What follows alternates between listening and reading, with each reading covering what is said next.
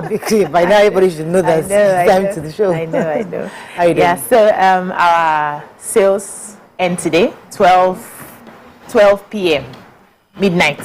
Sales is over, so if you have not come to buy, young. So I want to give a shout out to a fan of ours who sends me a pair of shoes. God bless you. She's been asking, have you collected the shoes from Mariah? But it's not my size. So I know, like, I look very small. I don't look my real size. I am a UK 14 when it's closed. I wear 42 when it's not 40. You can't. I am 6 feet tall. Statistics 40, 32, 46. No. Honestly, because I know I look small. I always have that issues. I walk into a boutique to shop, they look at me and give me a size 10 or a size 12, and they'll be arguing with me that that's my your size. Till I try it, and then I can't keep proving to people I'm actually a big somebody. So thank you very much for the shoes. I have a daughter who I'll definitely pass it on to if her size. Yeah. That's it, perfect. God bless you, ma'am. How are you doing, Tokwe? I've been better.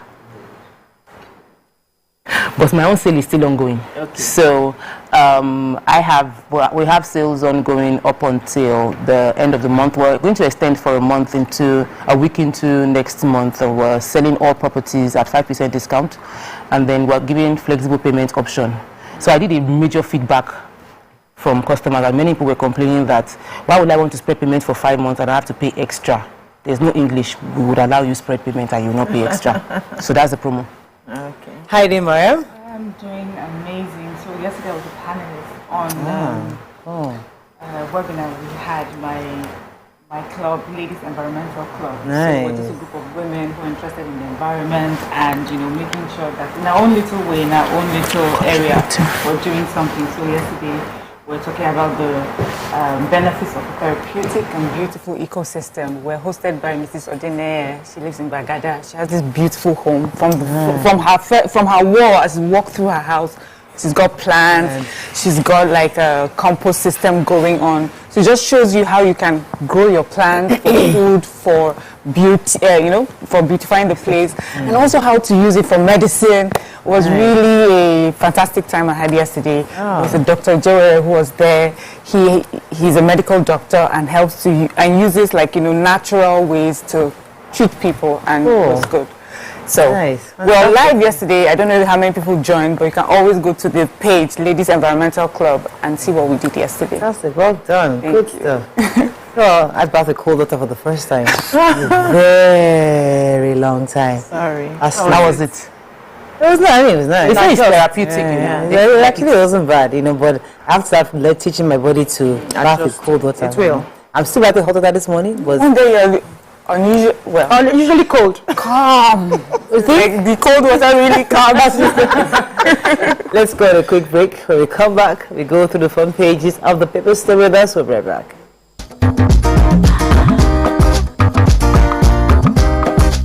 Stay tuned. Your View will be right back.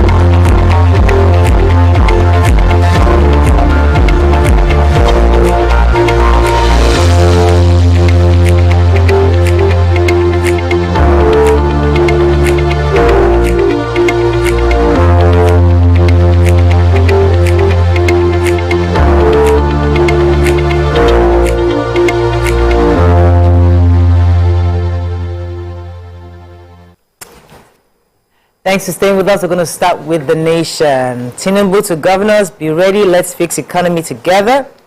Ipman cautions against hike in petrol price. Ambode reunites with Tinubu, Sanwo-Olu and Fashola. NBF awaits family's burial plan for 1987 Olympian boxer Okoro Dudu. Deluge of visitors forced Buhari to leave Daura, says aid. Really? Eid ground Eid ground clash. Adeleke's account illogicals. Bloomberg great Aliko Dangote, Africa's richest. 11 die as truck rams into bus on Benin Lagos Road. Yeah. Okay, which story? The human interest story. So Right. 11 persons have been confirmed dead. 8 others injured in an accident at the Benin-Ore Expressway. According to the story, they said an articulated truck and a fully loaded passenger bus were involved in the crash near Ovia River. The witnesses said that the truck rammed into the 18-seater bus, which slowed down to navigate a failed portion of the road. And they said it brushed the car before running into the interstate bus and killed 11 passengers on the go, and others who survived were rushed to the University of Benin Teaching Hospital, Ugbowo. Their corpses were deposited in the same hospital. So it's been confirmed, the accident has been confirmed. They said that most of the passengers on the bus were going to the southeast after attending a church program in Lagos when they had that accident, and a lot of them died. So it's just a very sad story. The Edo State Commander Federal Road Safety Commission, FRSC, Paul Ukwe, also confirmed the accident yesterday, saying that they had to, rush most of them to the UBTH by their ambulances.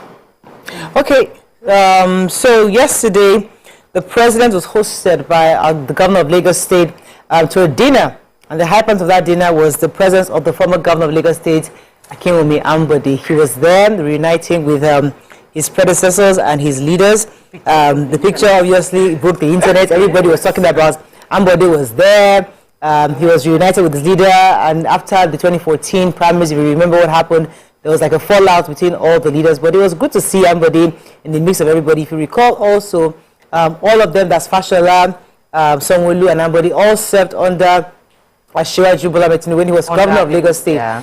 I think Fashola was chief of staff, and then Sanwo-Olu was special advisor, and Ambode was the accountant general during that period. So they all served under him at the time, and they were all part of his tutelage, and it was good to see all 4 of them together. It's like 4 generations. No, legacy. Lagos likes to do shakara too much.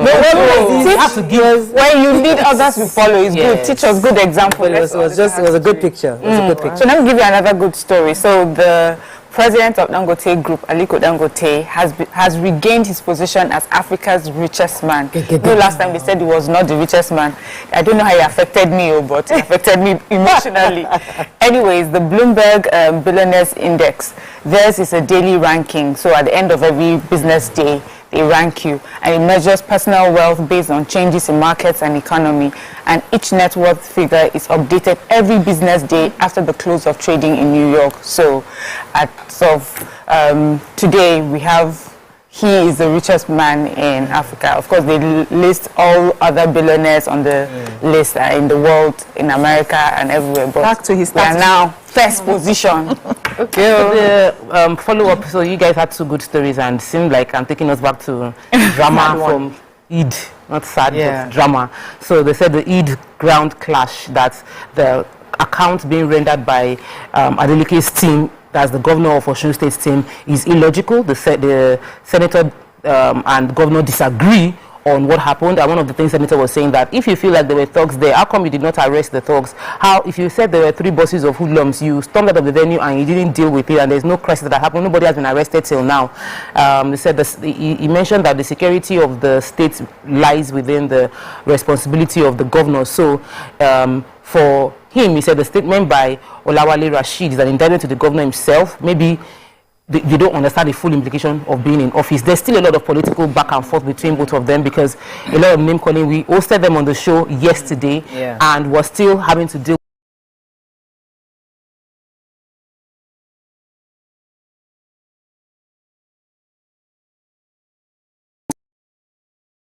personal opinion. All right, the Punch, service chiefs, seniors, military orders generals to retire, gives Monday deadline. Abdulrazak lists socioeconomic benefits as Ilorin Doba holds. Lagos court acquits woman charged with assault on policeman. Naira devaluation will increase raw materials import, says MAN. Subsidy removal, FG saves 400 billion naira in 4 weeks. CBN injected $18 billion into forex market in 2022, says report. Naira redesign couldn't stop my victory, says Tinubu. And external reserves fall by $3 billion in 6 months. All right, which stories are we taking? Our president on Thursday went to Ijebu-Ode, and he went to visit. He went to the palace of the paramount ruler of Ijebu land, Oba Sikiru Adetona. I hope I got that pronunciation right, in Ijebu-Ode, and it was a thank you visit. He said he was to redeem a pledge he had made that he will be back with victory and the crown. He also made reference to, the pre-election period. He said that we delivered despite the hardship of no money, no fuel. I credit you, thank you, and I don't know I don't know that it will be like this. Okay, so he was also saying that he wanted to just sneak in and sneak out, but now he realizes that being a president, that is impossible, and that he said having achieved the power point of Emilio Khan, and then being here, have redeemed the pledge. So he made reference to the Emilio Khan that he used. He says it's he invoked the spirit of Emilio Khan. Okay, yes, the freedom, and that's being blunt and decisive. There's a spirit of Baba Emilio Khan. That's Baba Awujale. Oh, so the spirit of being blunt, decisive, and so he embraced that, and here he is today. He has become the president, and he's asking us that we should please bear with him these initial pains that we'll go through for now, but he will do his best for us. Okay. All right. Major headline. The Defense Headquarters have given top officers who are senior to the newly appointed service chiefs till Monday to voluntarily retire from service. The order was contained in a memo dated June 26 and signed by Major General Yahaya on behalf of the Chief of Defense Staff. And it was also directed to generals, brigadier general, air vice marshal, rear admirals in the Nigerian Army, Air Force, Nigerian Navy, who are senior to the new service chiefs. So they said that this is in line with what has been happening because of the way the military is structured. So according to the Punch, he said they would be retired following the appointment of the new service chiefs, as the president had announced June 19. And the retirement of the senior officers across the three services was in line with the long-standing military tradition that officers who were senior to the service chiefs must go, because they understand that they may not be able to take directives from younger officers, and so they let them go. However, and they are giving them till July 3rd to do that. But Retired Officers Corp are saying that they are aware that this is in line with standing tradition, but they would have used the senior officials who they are asking to resign now to better use. They would have kept them somewhere. They may still need their advice in fighting insecurity in the country.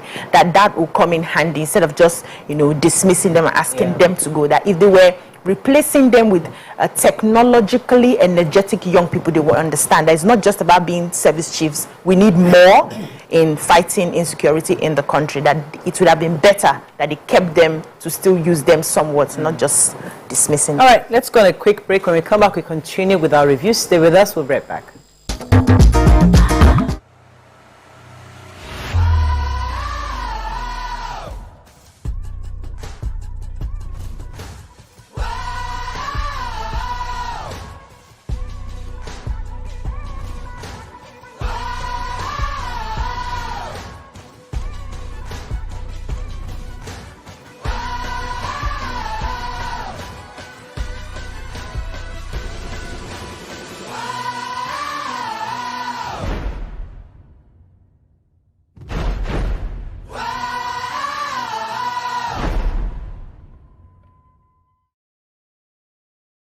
Ikechukwu Sunday Okonkwo, aka Cross.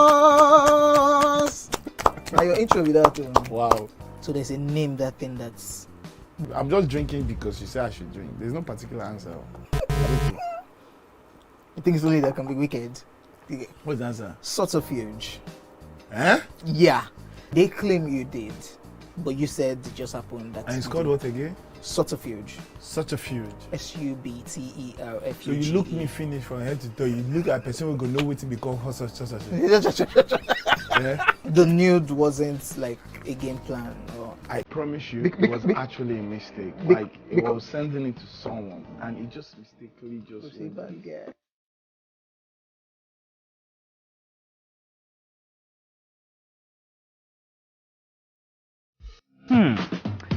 So, have you ever wondered what happens behind the curtains of a man's mind? Or perhaps you're one of those who wonder what men talk about when they gather. Well, here goes.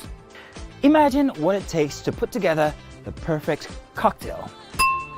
Or maybe mocktail. We need a bit of sports, a sprinkling of current affairs, some very deep topical issues, and last but not the least, a healthy dose of grumbling of those we love to hate. And yes, you guessed it, women.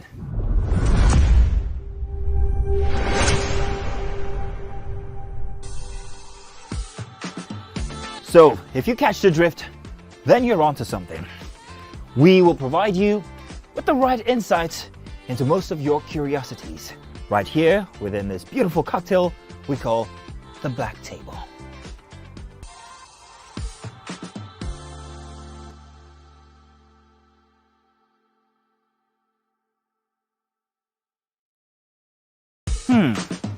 So, doubt and fear doesn't occur at the canvas, it shows in the canvas. It shows the conation.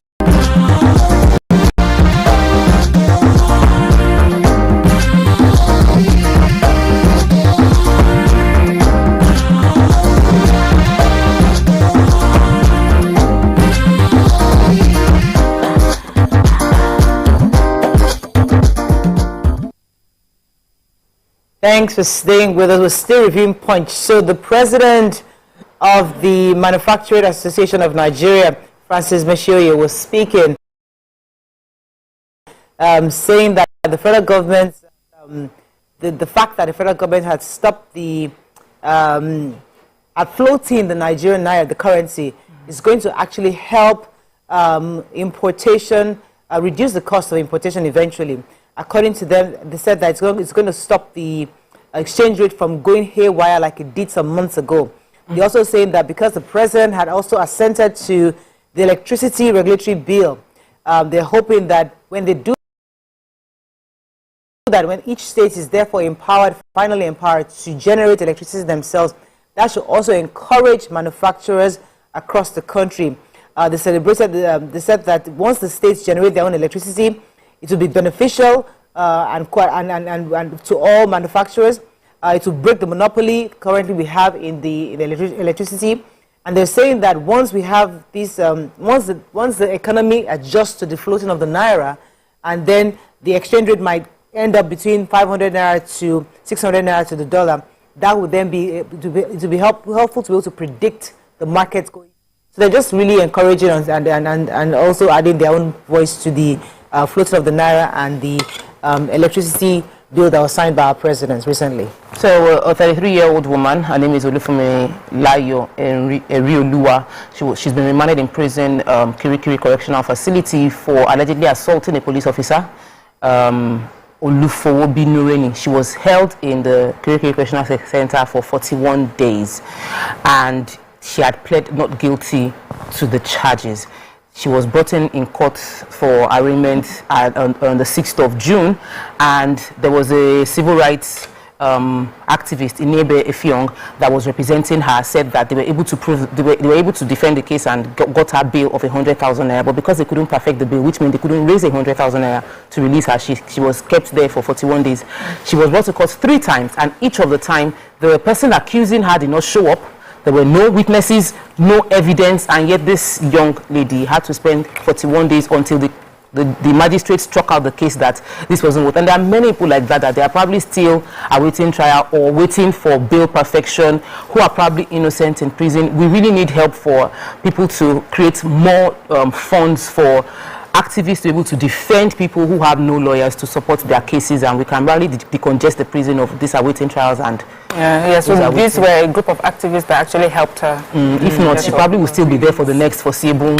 Okay, Daily Sun. Nothing would have stopped my victory, says Tinubu. No business partnership with Britain until Kano is freed, says IPOB. Sacrifices for better Nigeria must start with leaders, says Peter Obi. NAFDAC warns about contaminated soft drink. 12 pastors, driver, baby killed in Edo road crash. Oh my Lord. Catholic bishops reject proposed bill on Christian Education Council. Senate Minority Leader opposition against Tambuwa's bid grows. And Gubo polls PDP confident of winning Kogi, Imo and Bayelsa. Okay, which story is taking sales? NAFDAC has raised an alarm over and has alerted the public of a batch of unwholesome Sprite 50 cl drink that's circulating in Nigeria. So the batch number is AZ6 22:32. Manufacturing date is April 18, 2023, and the expiry date is April 4, 2024. So they're calling, if you're a retailer, consumer, be careful of this batch of Sprite 50 cl bottles that are out there. The agency has also asked the Nigerian bottling company, has directed them to recall the implicated batch of the unwholesome product. So NAFDAC did a test of, they first got a consumer complaint, and then they got some of the products. They did a test of it, and they found some particles. They don't tell us what particles they are. There's going to be further information, but it has adverse effects on people who have consumed it. So they say if you have those batch bottles, send it to their agency, and then if you have taken that as well, you need to let them know and let us know the effects on you. Yes. I can smell class action abroad. Serious class action. You will make a lot of money. So the indigenous people of Biafra are rejecting a business partnership proposal by Britain with the Southeast, insisting on the unconditional release of its leader Nnamdi Kanu as the only condition to discuss any trade terms. So spokesperson of IPOB, Ima Powerful, was reacting to the visit of the British High Commissioner Dr. Richard Montgomery to Ohanaeze Ndigbo recently, to partner in business with them, business development with them. And he says that is not the conversation he expected them to have. That, according to him, say, when has the Nigerian government, who is a baby of Britain, become powerful as to override the influence of Britain in the case of a British citizen, Mazi Nnamdi Kanu? And he asked, does the British think that the Ndigbo people are stupid, that they are not going to have any partnership with them till they can, you know, work on the release of their leader? And any organization, any Igbo organization that goes ahead to have any business partnership with them they will not find it funny. This is more like trying to pacify them with a gift that they're not willing to have. They should do the proper thing, and then they can go ahead and have sounds like a threat. Business conversations with them. All right, so the presidential candidate for Labour Party, Peter Obi, has condemned the 124 vehicle convoy of the president recently. He had described it as outrageous and reckless. According to him, Peter Obi said that he was yet to see the video footage of the Tinubu 124 vehicle, but he must reiterate that leaders must lead Nigeria by example. The present Nigeria requires all who serve to lead by example, and this is going by on the backdrop of when our president said that we must make sacrifices. So he was saying that leaders must sacrifice at this time for to achieve democracy that we desire. I want to continue. I know that we'll listen and take Peter Obi's word like it is a word from the throne of grace, and it will be. I'll be grateful if he understanding the situation would have gotten all the full information before tweeting, because now he's tweeting something and he's making the front lines, and yet he's saying he did not see the video. He did not do investigations to confirm whether the video is actually for the president alone, because there are also information that the president that 124 convoy wasn't the president alone. It was that all the people that went to meet him had followed him. So that's just a little bit so that you are diffusing the tension in the country at the moment. I want to take a very important It's also opposition, so we should. Yes, you're opposition. You should make. I would love to listen to him make. So I hear contributions that, like, when you hear him, even the president that is an opposition will listen to him and want to take. So it's also a reminder to the ruling party to be careful, to be very careful that somebody is watching. So even though everybody went to go and visit you in the airport, all of them that followed you, we're watching that. We're counting how much fuel they paid, they got to go and receive. So it's not opposition, because APC did the same thing when PDP was in power. Every small thing was accountable. So I just wanted the facts out. You're right. The presidential convoy alone. So I let them. We need them to keep talking. Let people know that. The Catholic Bishop Conference of Nigeria have rejected the bill from the National Assembly. So the National Assembly is planning a bill. It was sponsored by Rimad Shuan Kwenum, and I'm sure I bastardized that name. Killed the name. I'm sorry. Nigerian name. Yeah, I'm sure it's from Middle Belt. Yeah, I think so. I don't know. Okay, I can't recognize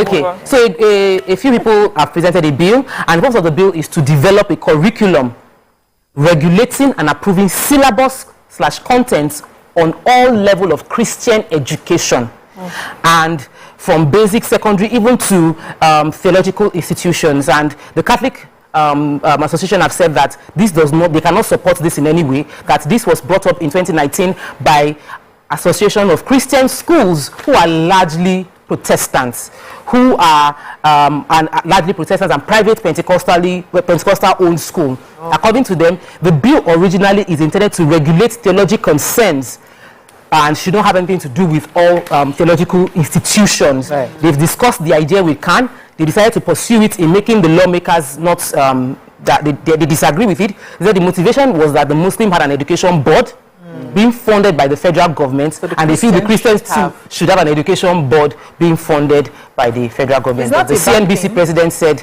in a statement that, at least for the Catholic bishops, they strongly express absolute rejection and objection to that bill. Because the doctrines are different. That's the only reason I see. If it was one doctrine, we can still have that. Maybe they don't want federal government influence as well. Vanguard, why I invoked spirit of freedom in Ogun, says Tinubu. National Assembly principal officers tension as competing camps await Tinubu and APC's nod. NAFDAC warns Nigerians against contaminated Sprite in circulation. Why, how we killed naval officer. Suspects confess. Bloomberg rates Dangote richest man in Africa. $15.6 billion for the 12th time. Unilag Covenant ranked amongst 1,000 best universities in the world. Why never told Tinubu not to probe former government officials. Navy redeploys 57 senior officers in major shakeup. And uncertainty trails completion date of Lagos-Ibadan Expressway. There not be confusion. No? Uncertainty. How can there be uncertainty? Please don't. You have further notice. So the story of the naval officer that was killed, I took it 2 days ago. While according to this first story that I took, they said he was, driving along the road and there was mud of water. So he mistakenly splashed water on the passerby, came down to apologize, and then they held him and killed him. But the 3 suspects have been arrested, the boys involved in that, and they started narrating according to their story what happened. They said, so 3 of them are Ayomide Sambo, Johnson Adeleke, and Shagari Francis, 17 years of age, who just finished secondary school. So between 3 of them, they are all denying, I did not hit, it was not me, I came and saw, I did not join you people, it's been back and forth, but they are going to be arraigned in court. Prosecution is going to happen very soon. They are just so young, very young. Even if the officer slapped you, they are young. Okay, Malami. Okay, go ahead. 3 Nigerian universities, University of Ibadan, Unilag, and Covenant University have been ranked among the top 1,000 universities in the world. So this is the Times Higher Education World University Rankings for 2023. So they look at 1,799 universities across 104 countries. And in that ranking, we have Unilag 1, UI first, and then Unilag and Covenant. And then in Africa, University of Ibadan is also the 3rd best in Africa after the University of Witwatersrand in South Africa, and then we have Aswan University in Egypt. So among the 1,000, those are the Nigerian universities that you'll find there. But we have the 4th and 5th best ranked Nigerian universities. We have the Bayero University, BUK, and then Federal University of Agriculture, FUTA. They are ranked 1,001 and 1,200 respectively. There are many others in other countries like Egypt. They have 14 of their universities on that list. South Africa has 5. Before we only had Covenant for a while. I used to wonder that list for me. Well, it's only Covenant University, but now I'm happy that more of our universities are in that list. Okay, that's all we can take on Front Page Review. When we come back, move on to our hot topic of the day. Stay with us. We'll be right back.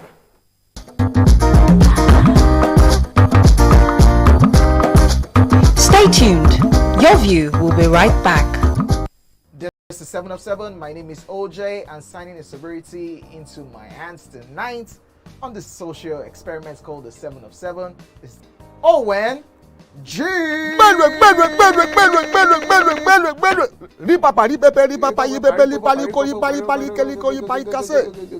is the name, or what was the name? You see, I want to make them better now. Rock Heart. No, of the goats when they brought it on stage. The name of that goat. Yeah. We should go there. No, that one easy now. I'm just drinking this so that I can ask him my own questions. It's not because of Buga. he didn't get it. You know. Okay. Mention 10 female stand-up comedians in Nigeria. See, just mention their stage name. If you annoy me, you will mention their real names and the year they started. And if you annoy me further, you mention the names of their husbands and the names of their children. Try me now. Okay, mention their name. No, let's just. No, wait. No, don't. No. Name, real name, stage name, husband name, children name. 10 of them. Even the 10. That's a lot. Eh? That's a lot. Did I cut your question for you? Yes. When you were happy now. With your hunchback. That was it. You are wasting time. We don't have time. See, my brother, before we go on a commercial break, you are stubborn. And I told you since. The fact that you play this your hair does not mean.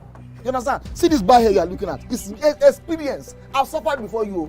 But I try now. Were you there during the military era of Abacha and Babangida? You know what happened? I be Gen Z. So that Gen Z, I call for I will remove 4 out of 10. That's like 4 out of 10 they pass exam. Don't drink this thing. Well, baby, you are on here. Drink out. If I land you.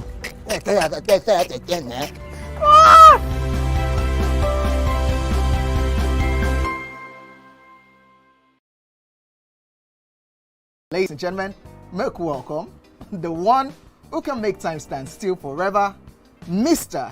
Kelechi Amadi.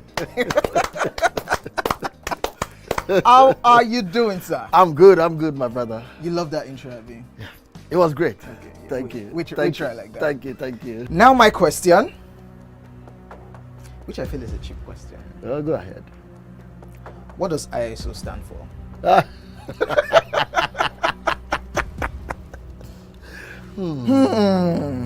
That is it. I think I will drink. No, you're joking. I'm not joking. Kelechi Amadi. No. Shay, you didn't whine me. You're whining me now. I think I will drink. Huh? No problem. Okay. I've always known this as ISO. I never bothered to know what it means. I know what it means, but I never bothered to know what the acronym is. Tell me the brand of camera that I use, so much so that I even became an ambassador. That's very easy.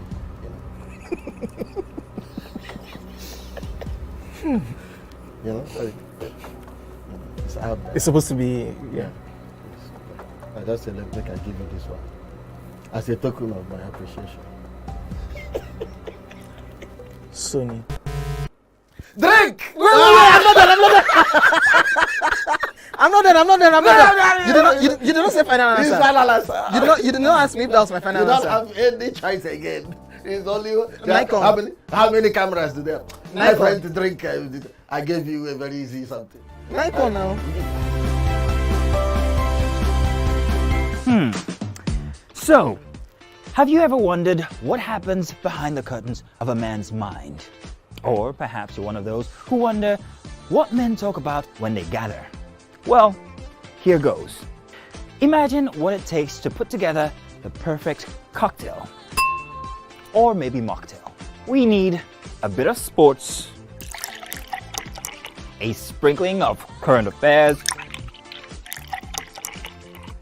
some very deep topical issues, and last but not the least, a healthy dose of grumbling of those we love to hate. And yes, you guessed it, women.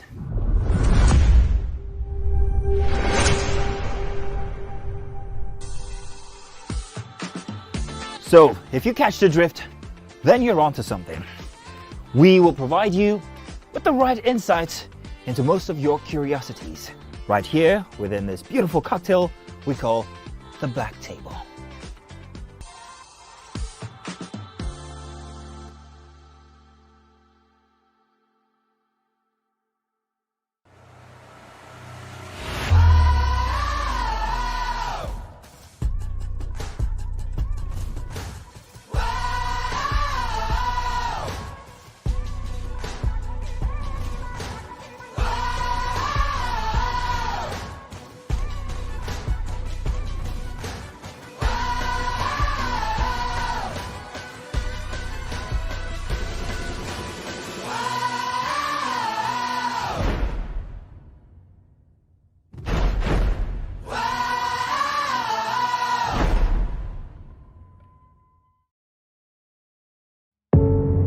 Doubt and fear doesn't occur at the canvas, it shows in the canvas. It shows the conation of raw earthen material slabbed, stroked and molded at a pace provided by the doubt and fear. Every move way in the struggle of one to the other, merging the past to the present, brushstrokes of colors seen but not known, for when the wailing stops, the pieces settle down in abject beauty erected for a century of a century, speaking, advocating, protesting as the arts are meant to be.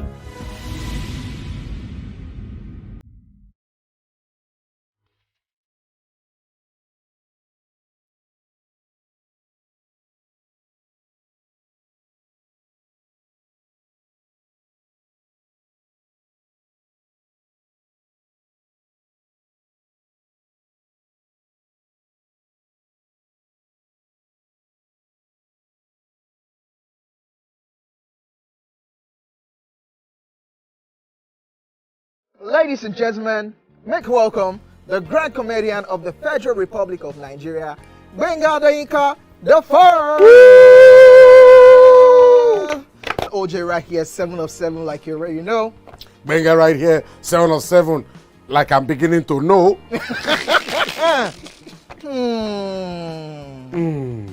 It's now time for the questions. You don't scare me one bit. Bata bata, I go drink. So. Okay. So now one chance for enter. My first question. Do you remember the names of the winners of that edition of StarQuest? Of course I do. Why do you? And I hate myself for this. Because I have this question for you. Final question. No. Where outside Nigeria and what year?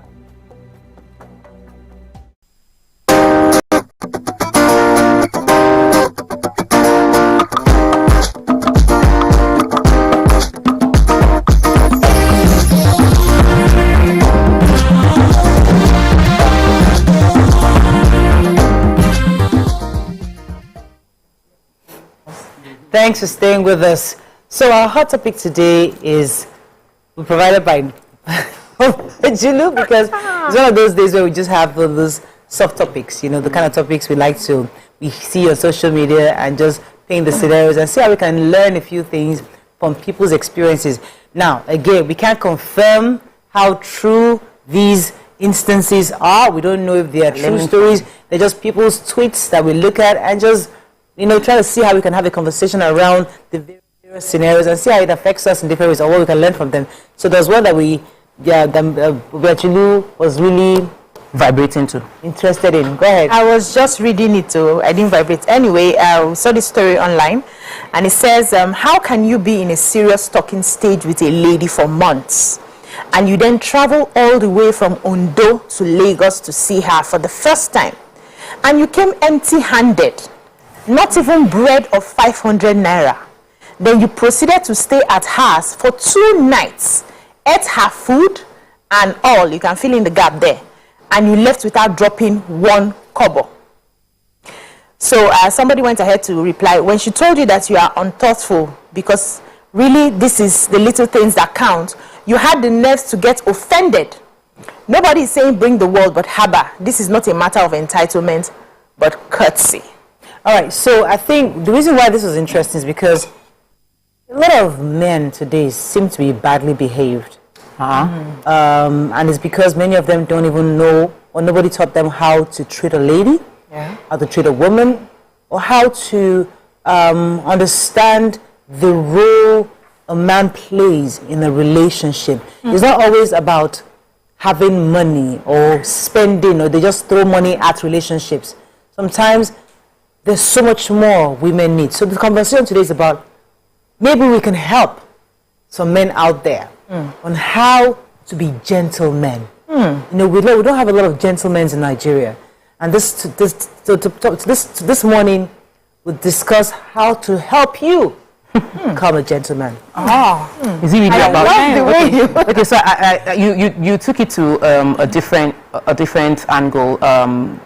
I feel that I've listened to people assume that it's about being women like to be taken care of. Our Nigerian women like to collect money from men.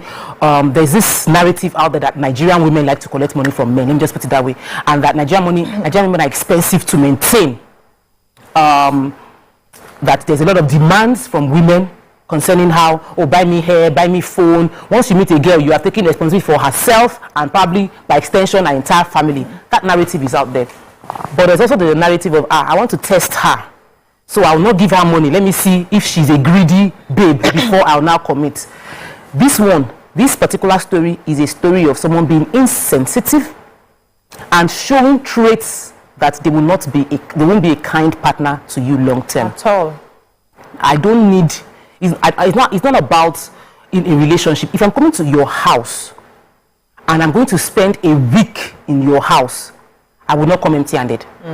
And if I come empty-handed while I am there, I would buy something, just so that there is a sense of responsibility. It is not male or female. When you now include a love twist to the relationship, then the expectation goes higher. But normal courtesy of human being to human being, I travel. I spend 1 week in houses of people, less than 1 week safe. I will be going from Nigeria and buying dry fish. BC knows she does the same thing. We'll buy dry fish, buy crayfish, so that I'm not going empty-handed. And then if I get to your place and I don't have anything, if I go out, I'll buy something to give the children, because it is just the responsible thing to do. It is not entitlement to expect. It is courtesy to do. Let's not break down what. So come to me.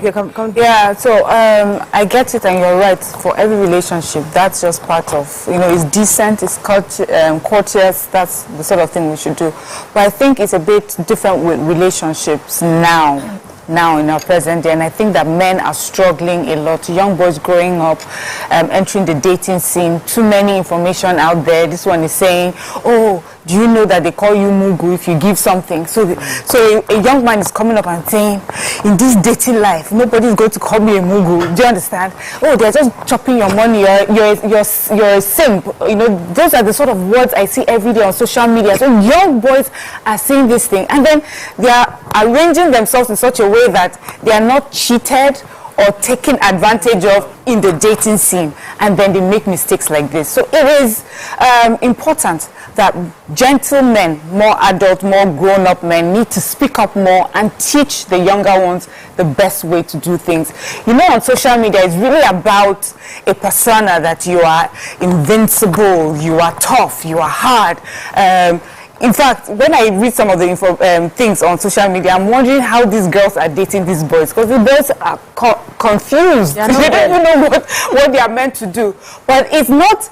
I think we've put the story of people behaving badly so much. We've highlighted it so much that people don't realize that this is just a group or a few people behaving a certain way, bad way. But it's okay when you meet someone. Go with an open mind. If you're having a conversation, it's okay to take gifts. And if the person takes advantage, it's not even taking advantage. If the person behaves badly and does not appreciate the good that you do, you can walk away. The only person that is cheated is the person who thinks that they are cheating you, because they're the ones that would lose on a good person. They are the ones that will lose on a decent, courteous person. So just maintain that gentlemanliness in everything you do. And if you meet someone that is not deserving of your quality, of your status, let the person go. Whatever the person enjoyed in that short time that you allowed them access to you, that's all they will ever get. Let me come to you, BC. Yeah, so for me, I saw the mistakes firsthand. I wouldn't advise that somebody who you haven't met before would just come straight to your house to come and stay nights. I understand, yes, now, and I understand that it's a distance Ondo to Lagos, you people, but your first meeting for a few times shouldn't be coming with bag already to come and spend the night. That's where the first mistake is, and I would not advise any lady to put herself in that position. You want to come and visit, find time, get a hotel, come, you visit, we hang out. You know some of these things before, because I will not guarantee that nothing happened in that room for 2 days. So he ate the food, he collected the other one, and he did not drop come, he left, and you are upset, you're complaining because you will feel used and cheated. So women are not supposed to put themselves in that position, right? Then secondly, I like how Tope entered it. There are certain things that if you don't learn as young people, as children, you know, when our parents are telling us some of these things, we act like it doesn't matter. You don't learn them, they will mess you up in future. Soft skills, they say little foxes spoil the vine. Those things that we don't really pay attention to, they are the things that hold us together as adults. So it's a no-brainer that you're coming to visit from another state. You did not buy bakery, you did not buy sweets, you did not buy chewing gum, nothing. So you just came to do what now? To be looking at my face and I'm looking at your face. And it's not like, so I know the narrative out there that Nigerian women are very expensive, they like to eat money, but I was watching a skit, a Chinese man and wife just yesterday from my husband's phone, and I called him to come and see it, so see what happened. The lady came, and apparently she was upset about something, and so she came to lie down on the bed, shifted herself, they demarcated between her and her husband with a pillow, you know, put her head down, covered her duvet, like you will tell she's upset with the husband. And then when she raised her pillow up, she saw notes, words of cash. She smiled. She put the pillow down and went to hug the husband. You know, so it's general. You know why? Because women are naturally wired to receive. Okay. They give in their own way, now but they are more wired to receive. Let's take this away from dating. Let's bring it to marriages. Because a lot of women out there also feel that their spouses are not gentlemen. They're not kind, you know. Their own is pay the bill, pay school fees. I've done my responsibility. That's it. You know, we see these things in movies, and we're like, oh, these are Igbo people with flowers, and saying not some of the flowers. They're not African. But a lot of women would like to be pampered, like to be cared for, and they like to be treated special. But because you've been married 25 years, 30 years, just like what's the big deal? You know, you've seen finish. In marriage, you don't care about what's heat, and same thing goes to women. Take advantage of their husbands. Say, I beg, it's not Babasikira. He's fine. He doesn't mean anything. But should we begin to see our relationships different, such that we give more? So I listened to you, and I understand. I get the plain point. There are different men, you know. The average Nigerian man isn't necessarily brought up romantic. There are very few that got that lesson. Maybe they had a bit of international exposure, or by their personality they are very warm and life did not take it out of them. Because for some men, they grew up, they have that warmth, that kindness, and some bad babes dealt with them early enough in life that the person you are marrying is not the person who they are organically. This is the version they had become, so that they can survive the kind of women they've dealt with. So if we put that aside, it is that culturally we're not really into that thing. A man's job is to provide for the house. I've put food at home, there's lights, children have school fees, you are not naked. What are you looking for? So what else do you want? They've compartmentalized it like, have I not been a responsible man? Are you hungry in this house? Are there any children that are abandoned? Is there school resuming and they cannot go to school? If I've done all of that for you, I love you. There's no way to say it. So they've communicated their love by being responsible in that space. While we, on the other hand, we have read plenty with news and bones. The next generation, they watched The Rich Also Cry, I watched telenovelas, and these ones are watching another set. And there's an expectation of how they want to be treated, which we are not grooming the men to meet those expectations. So people go into marriage expecting this, and the man is expecting that I will deliver that, and there's no bridging of that gap. So I was having a small marriage counseling with someone yesterday. They're about to get married, and he was just complaining about something that she feels like she shouldn't be working, that she's already telling me that she will need a maid. And I told him, I said, but she will need a maid. He said, I'm a man, I wash my clothes, I cook myself. I said, but she will need a maid. She's going to be working full time as she gets married to you. She will need, understand it up front. I know for a fact that if she had a conversation with a guy or guys his age, the advice he'll be getting will be different. Yes. But because he has access to someone like me, and we're having that talk, I'm able to change what he's expecting. I said, there are little things. Buy deep freezer. it might not be a big deal. Have the so that when she cooks on weekend, it can last you through the week. That is just a simple thing. That don't make it look like she should do. How can she say she cannot cook when she cannot come in the evening? Because she will be tired now. You to think about it. You do not think that she should be that tired, because he says he comes back home in the evening and sometimes he boils rice and eats himself. So why would she say she's more tired than me when I'm also boiling rice? I realize that the gap is different. The difference between the way men think and women think is so far apart that nobody is bridging that. A lot of men are not being talked to. Nobody's talking to them. Nobody's counseling them. They don't have, pastors are just preaching and that's it. Nobody's really having these engagements with our men to learn them how to be able to teach them, give them the options. And the options will also vary according to the partner that they have.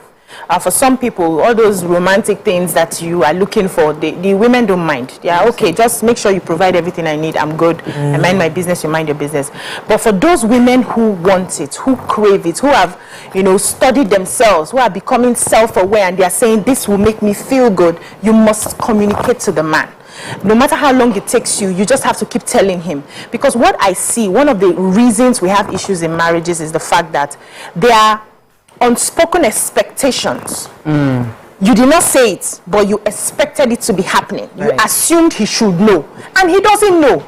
And then because you have not communicated, you don't even know how to express it in words. You are upset in your heart because he's not doing what you assumed he should know. So don't assume anything.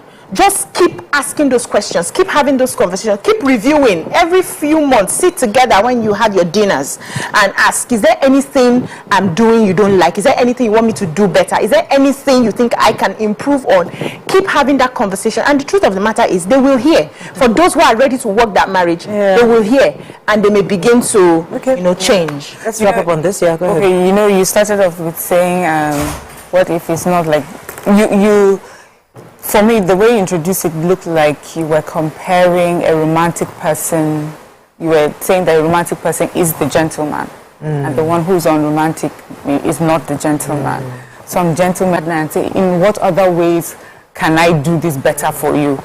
Because he's in a gentleman in a relationship with you also just wants to make you happy.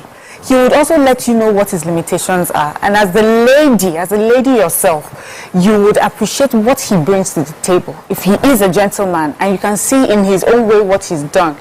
The conversation on how romantic a person should be, I think in a marriage is something that it goes on, for a while. That person would try in different ways to show you their romantic side. But if that person is not a romantic person and he has shown you in so many other ways how they are responsible and they provide for you, be the romantic person to that person. I just feel, be the one that does the romantic stuff. My husband has called me out one time when I was saying something about, oh, he's not romantic. And he said, no, madam, I'm the romantic one. You keep saying you're romantic. You like to receive it. You don't necessarily give it, And so maybe you should, the other person that needs romance should lead by example, and the person would learn to do. So from the case study we took earlier, when I was talking about gentlemen, I was referring more to the giving, the ability to give, because the issue was that he came all the way from Ondo empty-handed. So part of that responsibility also is the ability to give. And as you said, not all of them, not every gentleman needs to be romantic. And if he's romantic, that one is not a gentleman.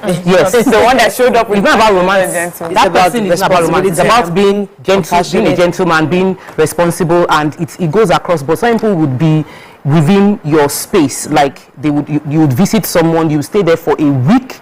Eat everything, and you keep going out and coming in. It's not about. It's not about the. It's not a gentleman. Not only for not bringing the gift, that he even felt comfortable to be in her house and give someone. And some will say, "I'm testing her." Please don't test the woman. Test yourself. You are revealing who you are on the inside, and we will judge you based on it. That's all we can take on this week. I think we've exhausted the conversation on this. We'll come back, move on to other topics. Stay with us. We'll be right back.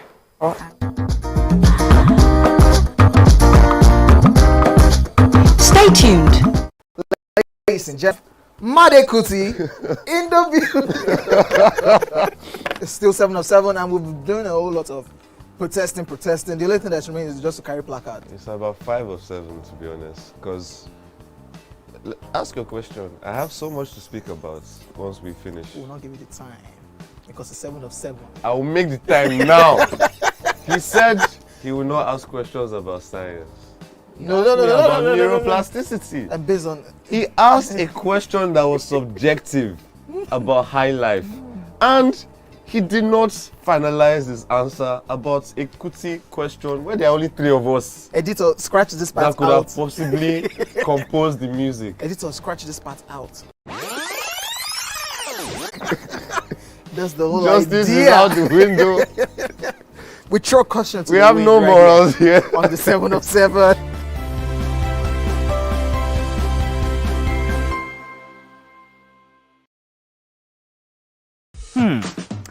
So, have you ever wondered what happens behind the curtains of a man's mind? Or perhaps you're one of those who wonder what men talk about when they gather. Well, here goes. Imagine what it takes to put together the perfect cocktail.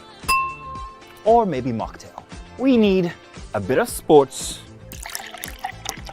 a sprinkling of current affairs, some very deep topical issues, and last but not the least, a healthy dose of grumbling of those we love to hate. And yes, you guessed it, women.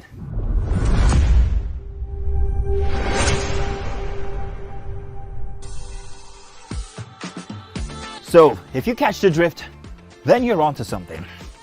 We will provide you with the right insights into most of your curiosities right here within this beautiful cocktail we call the Black Table.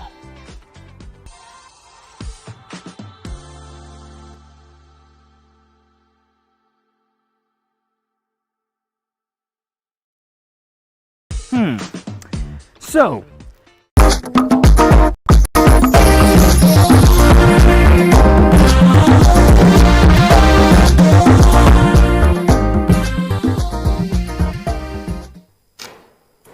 thanks for staying with us. All right, so we're still discussing various topics today, and there was a story that caught our mind. Mariam, would you like to? Yes, so this is, I think, a tweet. It says, this is her Adoshe. She says, a man pays for her hair to get done, and once the man handed her the money, she gave the amount to the braider. So the full amount she asked for, she handed it straight to the braider, and the braider is like, why did you tell him the correct amount? Why didn't you add something on top?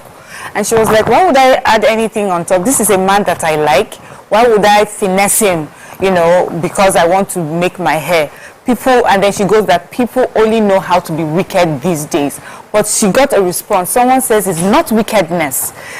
It's always better to ask for much more than you need, and referred to her as being a child. So that brings us to the conversation of somewhat related to what we just talked about. You know, men feeling used by a lot of women, especially in relationships. You know, they feel that women does not totally sincere. So if she asks for 10,000 naira, she actually really needs 1,000 naira. Is that 10,000? She inflates the padding we are complaining government does. Women do it. From the kitchen, padding the tomato money, padding everything. And this has now gone to the point where relationships, men are now they feel used by those that are loved ones. What are your thoughts on this? Because this is a major problem, especially in relationships and even in marriages. Why husbands don't trust their wives? They feel that this amount of money you're asking for, you don't need it. And we must be truthful. There are times we've collected money from our husbands that is more than what we needed. Me, I know I've done it before. Only once. That's all I know. That's my fault. So I know that in defense of, let me take it from the women, why some women were doing it then. Because like we said, it's like something we've always seen. Because there are things that are crucial, like there are basic things in the house that a man will always drop money for.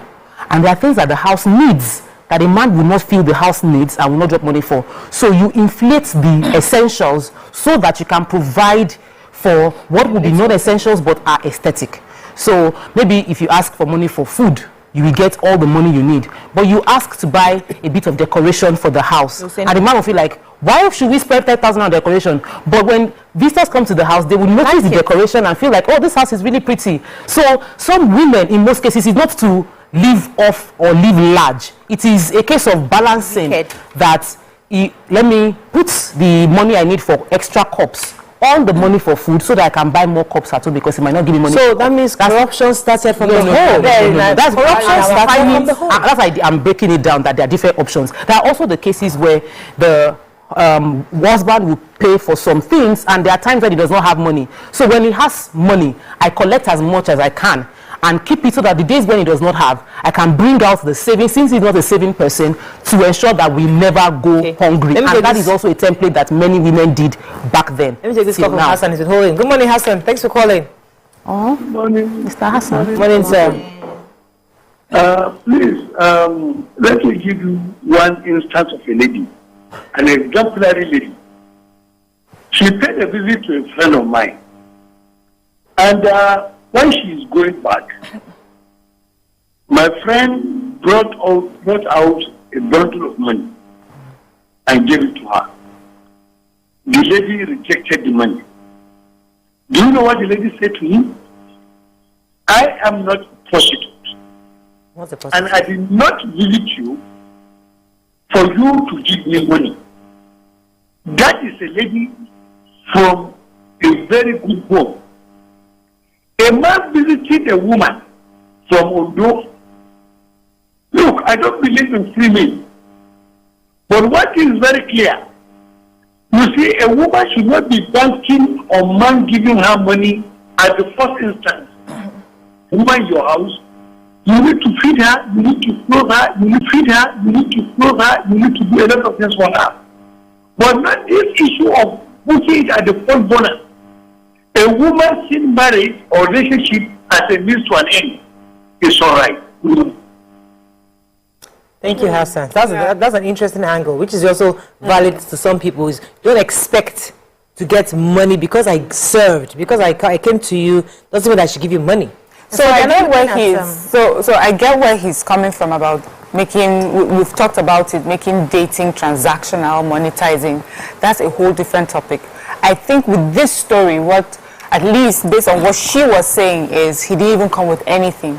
I mean, even locally, like with people without education or anything, we have that gifting culture. You're courting a girl, you're going to see her, you take something small, and no one is asking you to bring much more than you can afford or bring exactly, something that will wow her. Just to show common courtesy and appreciation for the time I'm coming to spend with you. I got something for you. I got you a basket of fruits. Oh, I saw bread and I got it for you. That's what we're talking about. That transactional one is a serious topic, but I feel that in this case it's a bit different. This has to do with you're visiting someone. That's why I was even saying that the lack of gentlemanliness for me is not only the fact that he didn't bring something, that he even felt comfortable to lay in her bed, sleep in her house for 2 days, someone that you have just met. There has to be a way that we teach it, that we treat ourselves and we respect ourselves. And I feel that sometimes the way we say things, we make men feel that this is about transaction. When we're asking that, just come on courtesy, come with something. Yeah. When you say, oh no, you're expecting, you're being entitled, that's not, this is different. This is about respecting yourself and respecting the person that you're coming, and just bring a little gift. That's all. Yeah, so I think also they are not taking cognizance of the times we're in. During our time, from your father's house to your husband's house, we're not living alone after school. We're not paying our rents. When you finish school, you're still in the house till maybe a man comes to marry you. Look at what is happening right now. In fact, some people, one lady is staying on her own, you have to bring something. It's not about transaction. It's just about knowing the right things to do at the right time. And if you're not right for it, leave it. You will have a call? No, go ahead. Okay, yes. I do have a call today. Okay, take your call. This is what you're saying. First, thanks for calling. You're live. Good morning, everybody. Good morning, sir. I'm enjoying your topic. I agree with Mrs. When you are coming for the first time in this type of situation, you're supposed to bring something. No matter what. You're supposed to bring something. I'm a man. So, common sense should tell that man. The line is breaking. Mr. Festus, we can't hear you again. Sorry about that. Yes, so coming back to our present topic, Yes, about women padding. I think women had, the people who started this, started it based on the experience they had. Because I've seen men who do not understand that a woman should have extra to buy her undies, or should have extra to make her hair, or should have extra to make the nails. And they would want that for everything you need. You keep bringing the requests one after the other. So you write your bill for the month, allowance. Then when you need to make your hair, you write, I need to make my hair. When somebody calls you, maybe from your home front, they need something, there's an emergency, you have to go through to take permission before the money is signed out. And some women are looking back to say, I can't be doing this. So I have to tell the person, Mommy, wait, let me take permission from my husband before I can send you money. So they decided, okay, since this man, when I give him a list for food, he doesn't quarrel, let me pad it so that I have extra. Now when, like she said, when he needs the extra, he needs, maybe he gets broke, and this has happened to me. I remember there was a time we were still building, and all Oga's money was in buying block and cement and everything at the time, and he didn't know that I was saving off the feeding allowance. Of course, I inflate. I see inflate it tomorrow. He knows I inflate. There's nothing he can do about it. He's used to it now. So I had Kolo in the house. That's local box where you put money. He was so broke. He was looking for, who do I call now to raise me? I can't be there. You're calling somebody to raise you. That's why I'm there. That's why I'm your helpmeet. So I said, guess what? I have Kolo. Let's open it now so that you take what you need. He said, what? How did you save? How did the money come from? I said, brother, after this shout, let us open the Kolo. And that's how we opened the money. And we brought out a lot of money that I saved so far. And it helped. We didn't go outside borrowing. I cushioned the effect. That's my job. If I was collecting everything, so bread is 500, I collect 500, and I don't have change. Of course, my children will eat bread. I'm not going to give them less because I want to save. Where will I get the one I helped him with when he needed it? So it's not like it's something wrong. You just work with the situation. So why do we get upset when government pads? No, government is different. That's not your fault. Please. Go on this. I haven't said my point. Women can pad, but government cannot. No. So I was going to actually say that yes, some women pad, as BC has confidently claimed that she does, but there are some women that do not. And also, I think it's what works for you. And some people do not because they feel that, okay, I know exactly what comes in and what goes out, and I know where money needs to be per time. And taking an extra at this time may be detrimental to the big picture, and so they would go per time. But I wanted to also differentiate between marriage and dating, especially now that we see dating as an art where people are giving money for dating, So this particular story that we read out, she said she asked for money to braid her hair. She was specific, was to braid her hair. She's not married to this person. We have some people who will say, you know what, I like your nails, I'd like to pay for your nails. I don't think that's the point to say it is 3 times the amount. This is someone, an admirer, who has said, there's no need to do that. You pay for it. In fact, you can even say, pay for it directly, or as this girl did, paid for it. That's all you need to do. But in marriages, I can see how someone thinks, Tokpa also mentioned it, someone thinks that it's another way of saving the man. This is a man that normally would not save his money, would like to spend it. So in her own wisdom, she's putting it aside. And where does it end up? It ends up in the home still. When you're dating, people who are dating multiple people, you have someone that's paid for your nails, you ask for a little more so that you can wear a particular outfit to go on a date with someone else. That comes across as if you're being transactional. So that's the difference. So when we now come to where how you do one thing is how you do everything. If you've been padding in your house as a wife or as a husband in your whatever, you've been padding, and they now make you DG of XYZ. And they wait now, and they wait, listen, because how you do one thing is how you do every other thing. They talk to the NIPO, NLP. So you now pad the state budget because you feel that there's some things that are not in the budget that, like aesthetics, we need to plant some flowers here, we need to do some things. Let me add a bit of more money because, so it's 10 million naira for this state government, but let me make it 20 million naira because there are few things I want to do that from them. I'm paying school fees here for different people. So it's the same mentality. So the point is that as Nigerians, we must understand that we are government, we the people that pad, that were saying it's okay for housewife Mrs. John to pad her house budget, it's okay for Mr. John to pad the government budget. They are two different things. Completely Put it different together, scenarios. Please help me understand. What is acceptable within the house? And yet within the house, if the husband finds out and says, no padding of any funds, anything you ask me for, I will give you. Exactly. At that point, it becomes a conversation. It becomes a crime if that woman and any woman continues to pad when your husband has told you bluntly that, please give me actual figure, I would cover anything that is essential. That's number one. When it is not specified like that, it's okay. In the Nigerian case, it is public funds. There is a rule. There are expectations. When you contravene that, you're not padding anymore. It is now corruption. You're stealing. It's embezzlement. It is a crime. Number one. Number two, most of the padding and embezzlement that takes place within the government space isn't going into the funds for the people. It is going into private pockets to fund a lavish lifestyle, which is what we see. We see people become local government chairman or become House of Rep member, and we are saying the same thing from their house. So you are padding the budget. This is John padded to buy earrings. She's not. Listen, you are assuming that Mrs. John is padding to do good things. But there's a possibility that there's sometimes that Mrs. John is padding because she wants to buy jewelry from BC.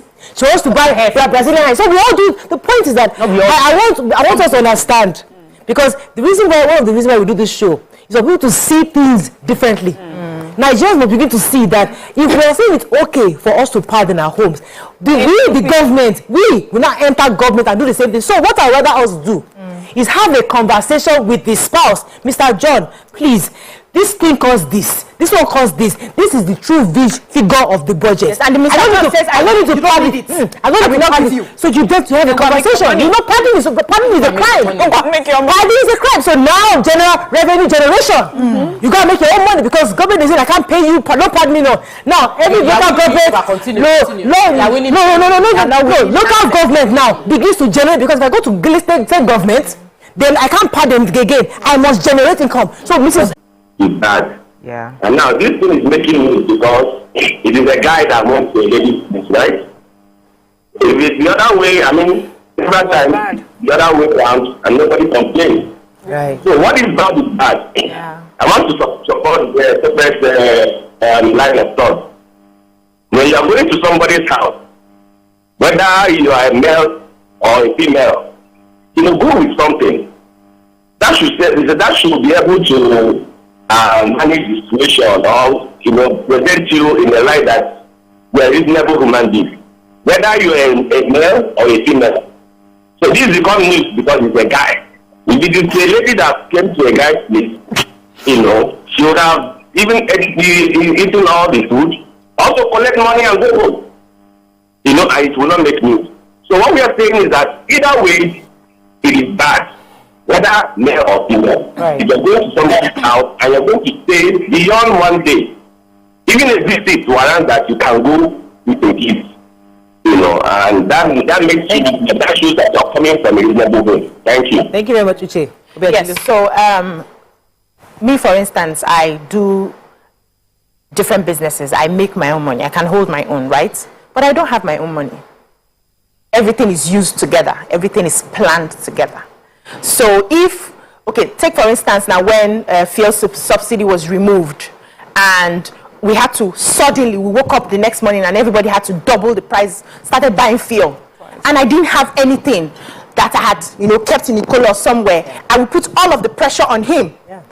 Unplanned for, but because I had something kept aside, I was cushioning the effect till we are able to reorganize ourselves again. That is where it comes in.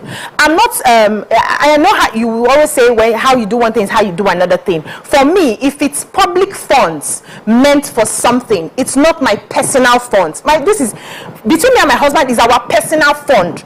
Whatever I save, I still use in the house for the good of the house. Whether I buy earring or not, is for the good of the house. I'm looking very beautiful this morning. It's not Mr. Bo that is taking glory, even if it's the money that I padded I used to buy the earring. Nobody knows that. It's for the good of the house. The problem is with public funds, you're using it for your personal good and not the interest of. That's where I want us to separate it. So if I get into public funds and I start using it in the name of padding, and I'm using it to go on trips, go on different things, I'm not doing the roads I'm supposed to be doing, that's a different ballgame. That's corruption and that's stealing. But if I pad, and now, so okay, for instance, again, we're supposed to pay something in school, and then they added additional money because of this fuel subsidy and all of that, and there was no available cash. I had to pay. If I did not have something extra, don't you think that man's white hair wouldn't have doubled by now? He would be panicking up and down. But I saved the day because I had something set aside. So let's not make it totally bad. Our forefathers and our mothers that were doing it, that were putting money inside Brazil. No, hold on, no. They were putting money inside Brazil was because they understood that some needs will come up, that you will not quickly go and be asking for permission to do something. That you can just show up. Good morning, Ify. Thanks for calling. Yeah, good morning. You're live. Go ahead, please. Welcome to the show. Thank you. All right, I want to contribute concerning this topic. You know what guys are doing now? They said that most ladies are losing, and they need a guy as a destined for being married. You get? So most of times, like, okay, concerning what this guy did. Okay. It was actually wrong. Okay. Coming from Ondo to Lagos without anything to meet a lady, he felt that he's doing justice to that lady. Maybe probably he thinks the lady is lonely, and maybe she's so desperate to get married that even if I go there, she will accept me. Which she did. You get? So a lot of guys feel young ladies living alone and being desperate, being lonely, so they don't have regard for ladies any longer. Wow. Now that's another angle. Thank you so much, Ify. So, I was on the space of there's a bit of rationality to the padding that was taking place in that's still taking place in some households based on the reality of those households. And I believe that if the rule has been established against it, don't do it. But when you broke down the idea of the mindset and the subconscious redoing, or like the subconscious transmuting of what you're doing at home into government, you might be able to separate it. Many people might not be able to separate it because that's who they are. By standard, if there's 500 naira for this phone and they say we need to buy 10 phones, some people because they've done it forever, they don't even see it as wrong that they are putting extra money. They be like, if the dollar changes, that's why I added extra money. But what if it comes down? Do you remit the money back? In honesty, it doesn't happen. Then there's a thought of the fact that, if I don't part to collect money, how will I settle my ward people that will come and meet me? How will I pay the hospital bill of those accounts? So there's a bit, they can rationalize the idea of padding, but the overall challenge still remains that when we pad, we don't have the true picture of our finances. They pad petrol subsidy. That's how we got here. The inflation. In the beginning, it might not have been negative, but at a point in time, people's mouth became so wide, they kept inflating the price till we are here. If we want to deal with corruption, I get the idea of let's deal it comprehensively. Let's say we're cutting mindset. When you mentioned it, it started connecting in my head that I've spoken to a few politicians that they did not understand that some of the things they were doing was bad, because that's all they've done, even in the house and all their life. Come to you, Mariam. Let me take this call. Good morning. Thanks for calling. Oh, I'm so sorry for keeping. Go ahead, Mariam. Yes, so talking about padding, and I'm looking at the stories and I'm saying definitely if it's a mindset I have, it's a way I've always done things, I will translate it to work. Now, there's some people, you made this good example of padding, at workplace or in government, and let's say they even use that extra padded amount for aesthetics. What happens when there's supposed to be an account, an audit of it? Nobody's going to hail you for taking that extra money to even do more on, let's say there's an office renovation happening, this particular office, and they want you to do ceiling, floors, and walls. But then you decided, I need to pad it a bit so that when it's done, I can get some furniture and put this little cute antique clock on the side. When audit comes, nobody is going to hail you for putting the extra because you stole to do that. That's how it will be explained. And one thing with the danger of doing things without understanding why someone is doing it is that many people will just take it as what to do. If you're padding your home bills so that you can save, so because you know you have a husband that is not very good in saving, so that you can help during a bad situation, someone else just sees that, oh, this person has enough to put, this person has enough to put aside, and that is the way to go about it. After all, BC is able to put aside and it's not a big deal. So you are now in a situation where the problem is when you put aside, this money is not too much where you are coming from. It's just a little limited resource, and when you take out, when you pad, you are denying some parts of the house or some other parts resources that is needed per time. But you have not kept this money in a savings for a rainy day when it's already a rainy day in your own house. So that's the danger of it. I feel that we should just tell people that it's not the right thing to do. But you know, as we say with all marriages, everybody has something, has their own type of marriage. BC is saying that her money, their money has always been their money. So that money is not going anywhere. But there are some people that is not how it is. The man provides it and gives you what he can give you, and then you do what you can. And we have some people that there is 50-50 in their homes. The man brings and the woman brings. If the woman is padding for the man, is the man allowed to pad on her? You know, those are the things that we should look at. But I feel that padding isn't That's right. all we can take on this segment. I think we've been able to say it in different ways. But let me go on a break now. We come back, we're bringing our celebrity guests. Stay with us. We'll be right back.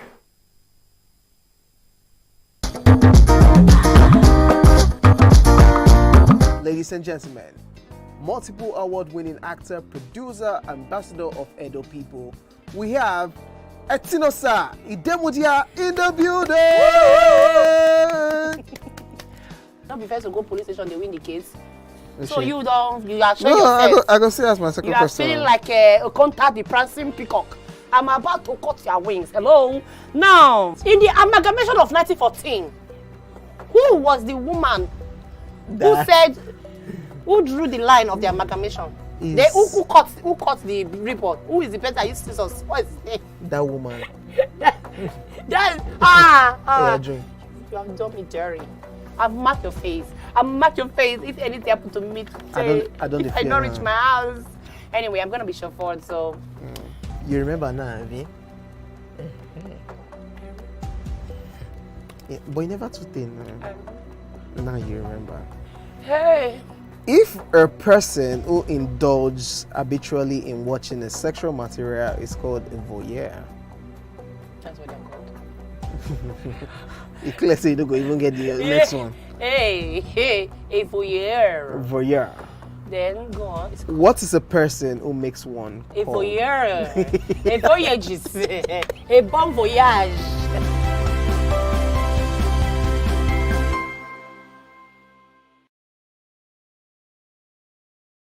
Ikechukwu Sunday Okonkwo, aka Cross.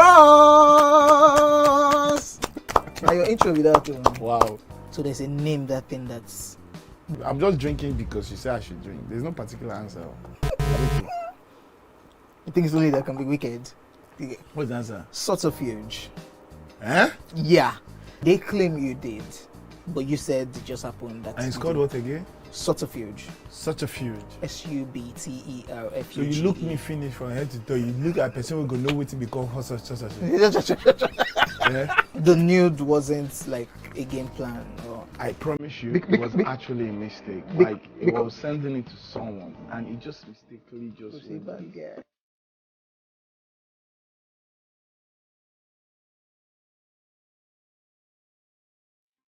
Ladies and gentlemen, make welcome the one who can make time stand still forever, Mr. Kelechi Amadi. How are you doing, sir? I'm good, my brother. You love that intro, Abi? Yeah. It was great. Okay, Thank you. We try like that. Thank you. Now my question, which I feel is a cheap question. Oh, go ahead.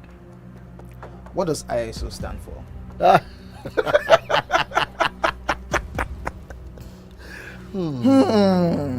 That is it. I think I'll drink. No, you're joking. I'm not joking. Kelechi Amadi. No. Shay, you didn't whine me. You're whining me now. I think I'll drink. Huh? No problem. Okay. I've always known this as ISO. I never bothered to know what it means. I know what it means, but I never bothered to know what the acronym is. Tell me the brand of camera that I use, so much so that I even became an ambassador. That's very easy.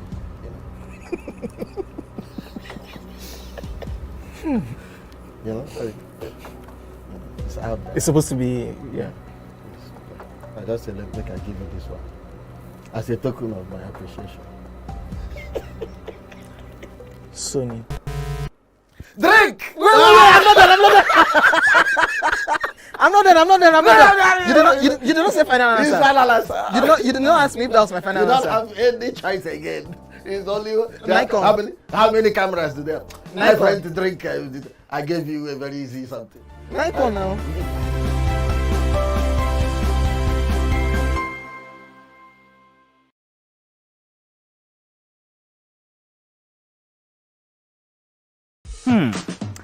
So, have you ever wondered what happens behind the curtains of a man's mind?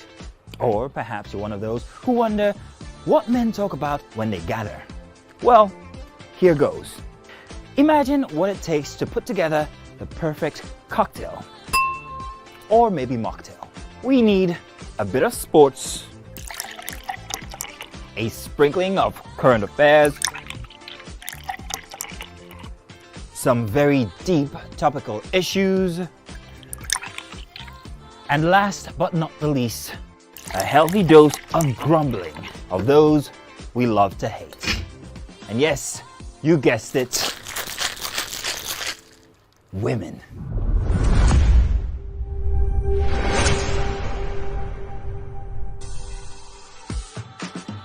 So, if you catch the drift, then you're onto something.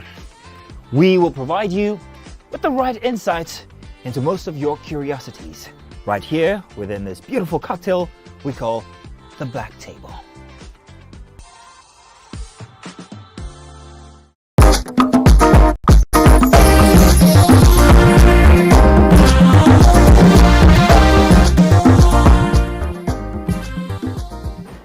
Thanks for staying with us on Celebrity Friday, and we have with us Rotimi Salami in the building. He's a Nigerian actor, director, producer, brand influencer, and entrepreneur. He's known for his roles in both Yoruba and English Nollywood movies. He has won several awards. Welcome to the show, sir. Good to have you. Thanks for having me. Thank you. Before you came, we were talking about gentlemen. The fact that there was a story we took, I think it was BC that mentioned that story, where a man left Ondo to Lagos State to go and see his girlfriend. They've been chatting, he's been courting her for a few months. Okay. Online, right? And then he goes to Lagos to see her, and he didn't take anything along with him. And the lady was not happy that she just went, she stayed 2 days in her house. Probably ate her food and did a lot of things. And we just felt that maybe Nigerian men don't understand how to be gentlemen, how to be courteous, how to be kind. In your view, do you think there's anything wrong in not taking a gift to her? Of course I won't do the same thing, because I'm a very rational person. I expect anything at any time. What if I get there, she's broke? What if I get there, I don't even get to see her? And I'm that kind of person that until it happens, I don't ever think it will happen. So I'm always prepared. The worst case scenario. Worst case scenario. So definitely I'll be loaded going to see her. So I mean, I don't think that's gentlemanly enough. You see, Mariam said some things earlier, and because I think you asked some young person movie about your dressing. You're looking very mature and big, but we were trying to get a perspective of a man. I'm young. As per how. Okay, so you think? How old are you? I'll be 40 this year. What? See, but you look younger. So that's I know, right? Like 20 years younger. Yes. You have earrings and all of that. But let me go to my question, because we have a lot of young ladies, and we probably might not understand the mindset of what men are dealing with young girls that are always coming with bills. You know, they're asking you for hair, asking you for nails, asking you to fund many things about their life. And she was saying maybe the guy felt that, let me test you, or maybe the guy felt like a lot of girls are taking advantage. I don't want to become the next maga for you or the next mugu. You know, so what have you seen from younger guys and your interaction with those women? I'll say the younger guys. I mean, this very generation you're talking about, they're weird. That's all I can say. You don't know what to expect from them. And in all honesty, I think they are even more realistic with the things they do because they have confidence. So whenever they want anything from you as opposite sex, they tell you straight. I'm talking about both male and female now. They tell you straight. Oh, bro, I like you. Man, let's shag. Yeah, they don't even. They'll tell you, hey, bro, I know you're married, but I'm not asking for any other thing. Let's just have it. And for the guys too, they feel, oh, I have the money. You understand? So what do you want? Yes, I'm selling it. I mean, that's the reality about life. Yeah. Sometimes you want to move to the next level. If you don't make the move, if you don't ask people for help, if you don't talk about it, nothing will happen. So you're married? I am married. How many two kids. Wow, you don't look girl. But how does your wife handle the pressure from outside? I mean, do you get this kind of pressure from women? Well, I mean, I don't want to brag. I'm a fine boy, so what you expect? We know now. So definitely it will come. Whether you're good looking or not, as long as you're on screen, definitely opposite sex will come for you, especially when they love what you do. Right. Okay. You understand? But for my wife, now I give it to her. She's a testman as well, so she knows and understands what the rudiment of the job is about. But at the same time, I'm not saying that's enough for her to understand. She's just understanding because she's meant for me and I'm meant for her. Still staying within that area that Murayo went to, because, you know, in the past, like 1 week, it's been buzz of your industry. Rajo, Beleration here. What did you say? Beleration here and there.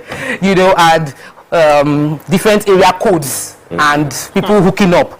So it seems like we discussed it and we felt like, you know, this my wonderful friend here, she's studying the aura, the body, the human mind, energy, the sacral chakra. Like this thing is, there's something about artists and the fact that there's a sensual strength to them that is attracting people. And I get that. So you are in that space. Is it possible for a celebrity, for an entertainer to be faithful?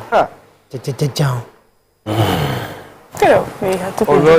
is, it's possible. Okay. And one of the things I tell people is planning. Okay. You know, even marriage, you need to plan ahead. For example, I tell people, if you want to settle down with anyone, ensure that you are, you know, there are certain qualities you love about women generally that you want to have in, my wife to be. The first question is, what kind of home do I want to have? Okay. Then it becomes, what kind of husband do I want to become? It comes to, what kind of woman do I want to wake up with every morning? Is it just a wife because she's beautiful? I've always wanted that tall, you know, tiny shape and big butt kind of guy. But my wife is not tall. Reason being that I had to, you know, evaluate my chances of, okay, fine, I want this. She's very brilliant. She's intelligent. She's beautiful. She's got confidence. A woman without confidence can't date me or marry me. You know, I need to love and respect you. I need to respect certain things in you. I feel my wife knows certain things more than I do.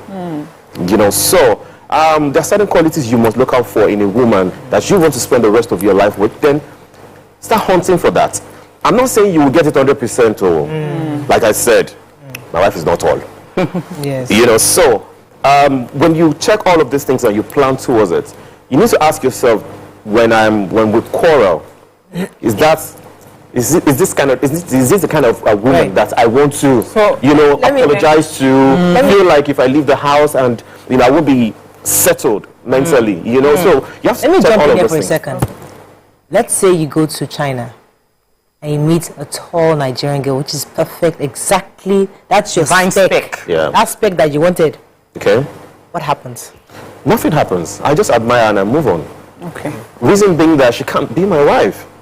Not anymore. No, you already have Certainly. one. Right. So, you know, Because you're here and you're the man amongst us, we'll just ask you all the questions that we've been grappling with. So when we're discussing this belleration that she was talking about, I wanted to find out how men think. Is it that they pick a person out of others and say, okay, this is wife material for wife, but then we have side chick material.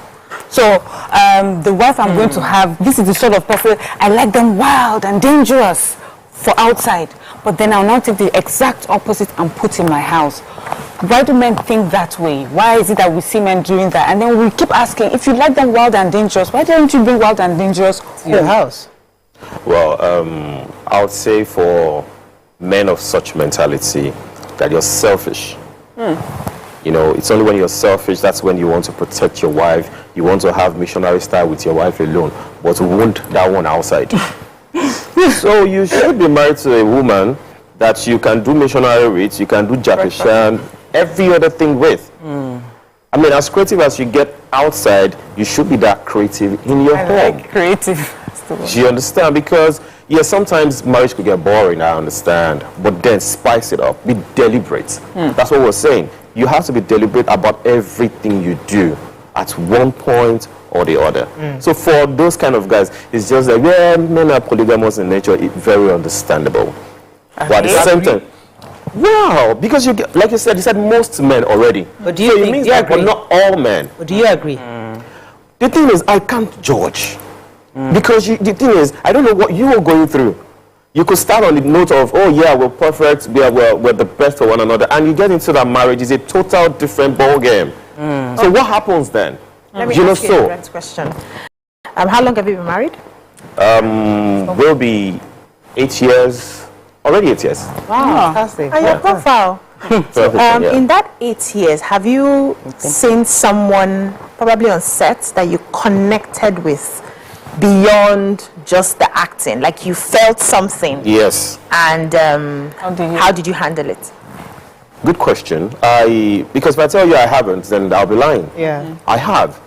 But the question still remains, can she be my wife? No. No, okay. The other part to it is, she be your girlfriend? Can she be my girlfriend? Yes, I have lots of girlfriends. Not dating. Not dating. It's qualified. I'm that kind of person that I'm even so bad at checking up on my wife sometimes. So even when you come and tell me that, because okay, I'll say all my life, well, I'll say I've been axed out rather than the other way. Right from a very tender age. So it's not even about being an actor or being a celebrity. It's just a thing. It's the aura. That thing that my daddy and my mommy has actually, so I've been used to that already. Okay. So I'm always so blank. So I plain. So I'll tell you, I can't date you because I'm not romantic. So not romantic. So how do you handle it? So you never bought flowers for your wife? Of course. Just checking. So what do you I do? What are those things you do? Teach us. Teach us what things that you do. You know, we can teach our own husband in the house. This is the thing here. My wife taught me about love language. You know, because I never knew what love language was, but she runs a show on YouTube, Jumoke Salami show, and there's a particular topic she treated love language, and you know, just few weeks to that particular show, and I was like, what is my own love language? And she's like, your love language is, you just want to be around your woman. You just want to play. Quality time. Quality time, you know, just play. But for my wife, hers is that play and gift. I don't know how to buy gifts. Acts of service. Yeah, that's the word, act of service. You know, so that's our own love language. So I have to learn to do that. Okay, maybe sometimes in a while surprise her, you know, and she appreciates it a lot whenever I do that. So I'm always willing to do that. So which means I don't have everything she wants to, but I would have to adjust just to make her happy and make it work. Relationship matter. Let me just ask one question that has been very confusing. I know you can only speak for yourself, but have you seen other entertainers that are like high profile that you are impressed with how faithful they are in their marriage? My sister, I can't tell who is faithful or not. I don't follow them. Yeah, that's the fact. I mean, I could tell you I'm faithful and I'm not, and I could tell you I'm not faithful and I am, because the assumption to even some of my colleagues, they think that Rotimi is a very coded guy. This guy they run since, but you know what? I leave you to believe whatever you want to believe because I can't convince you. So leave me and my conscience to deal with it. Okay, let's talk about your work. What are you working on right now? I just finished filming a project titled Abuja. Abuja. Not Abuja, it's Abuja. Okay. Kingdom of Lies. It's a big cinema project which I'm an associate producer on. We're hitting the cinemas maybe towards the end of the year or next year. And working on another, my investors have accomplished, Ring of Blood, also for the cinemas as well. You know, but I would say Nollywood is getting more lucrative. Yeah, I'm happy Nollywood to hear that. is the new oil block. Fantastic. Trust me. Really? They pay you guys well? If you're getting better gradually. I mean, we used to make films of 3-5 million and all of you, or maybe like 10 million going to cinemas and 20 million. But right about now, people make films of 100 and something million, 200 million, and they make back their money. You know, sometimes 200%, you know, profits. Wow. Sometimes 100% profit. So I'm telling you guys, come, let's do business. Invest. So it's investors you are calling now? I'm calling investors, yeah. Come, let's do business. Nollywood is beautiful. Now, the only thing is just ensure you do it right. Do it with the right person, do the legal You don't have and enough all that. platforms to, like Netflix is, well, they've not having Netflix Nigeria, but do you think we need more platforms, like locally? Of course. We need more platforms because the major reason we're talking about a better Nollywood now is because Netflix came in, Prime Video came in. Now they pay well. So which means that we can now confidently invest huge amounts of money to make good films that will match with Hollywood standard, telling our African stories the appropriate way.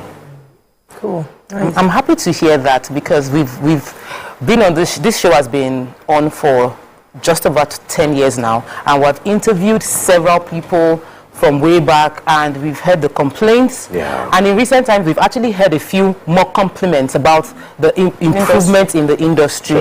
But for the crafts, the craftsmanship, like the producers, the directors, the cameramen, you as an actor, which area would you feel is still lacking that we need to tighten the structure around better?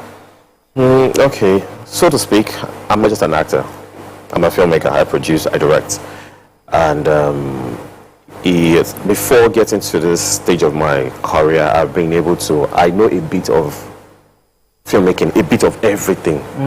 I handle camera, I edit, I do a lot, but a lot of people do not know this about me. I think what we need to do more are individual efforts, like we've been doing from way back. Everyone should ensure to get, to improve themselves knowledge-wise. Because Nollywood is moving from level 1 to level 1,000 already. And if you do not improve yourself, if you don't get better at what you do, you just find out that the job stops coming to you.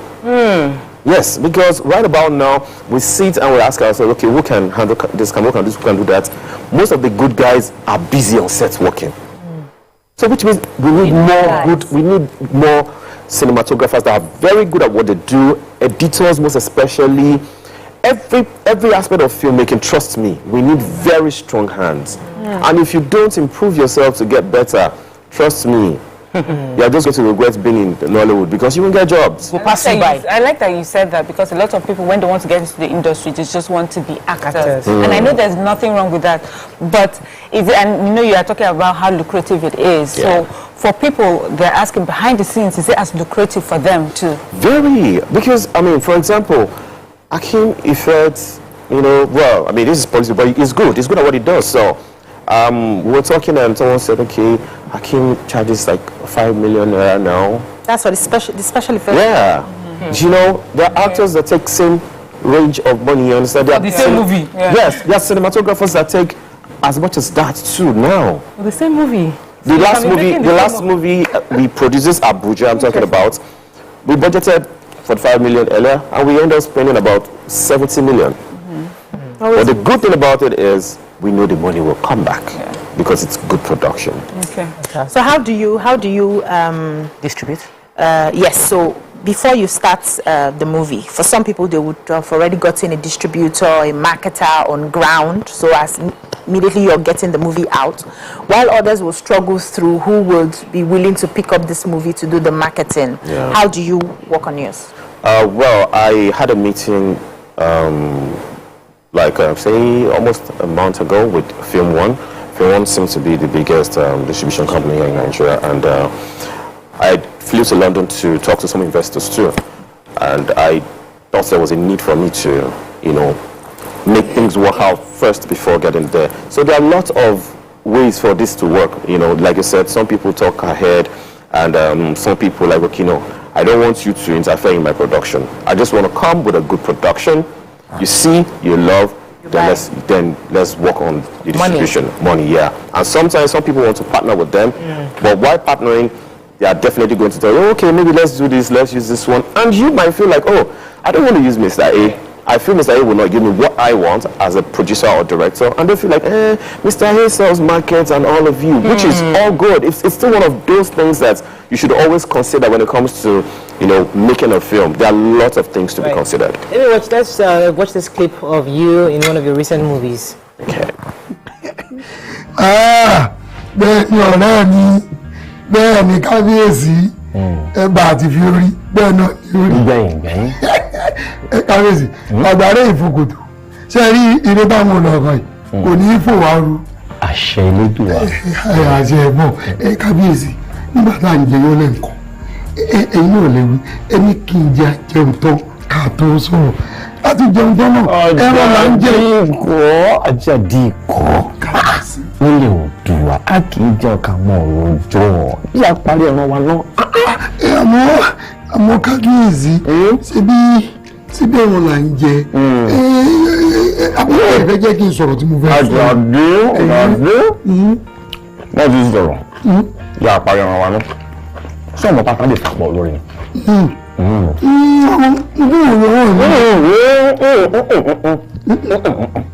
Àjàdí Future.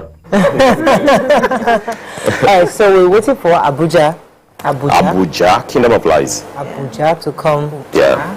Have you been enjoying doing Yoruba? Because I know you started with English. Yeah, I started with English.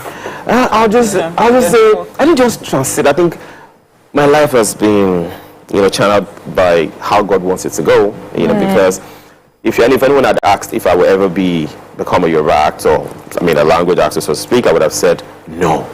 My mother loves language movies, but then I'd be like, those people, they are too local for me. I beg me, I cannot do, that has always been my mindset. But all of a sudden, after EMVC, I started getting calls, like, okay, produce this, do that, and somehow, the Yoruba industry just hijacked me somehow. Now, my so to speak colleagues from the English strata will be like, Rotimi, what are you doing? You're too posh to be in Yoruba. But then I have a family to take care of. And money is coming in. And I'm making more face. Come on. We like our language. I think globally, people appreciate us more when we speak our language. So exactly. I think we should still start switching that whole poshness. It's because the more local we are, honestly, there are lots of English producers that paying Yoruba movie makers now to write language movies for them. But my house, I tell them very clearly, we don't watch English Yoruba. English Nigerian English is Yoruba movies. Is either cartoon or Yoruba movie, because you have to speak Yoruba in the house. So those are the only things we're allowed about. But I'm happy that I'm happy we're doing those. We love you in those Yoruba movies. Thank you. And please keep up the good work. Thank you so much for joining us on the show. Our viewers will have a fabulous weekend.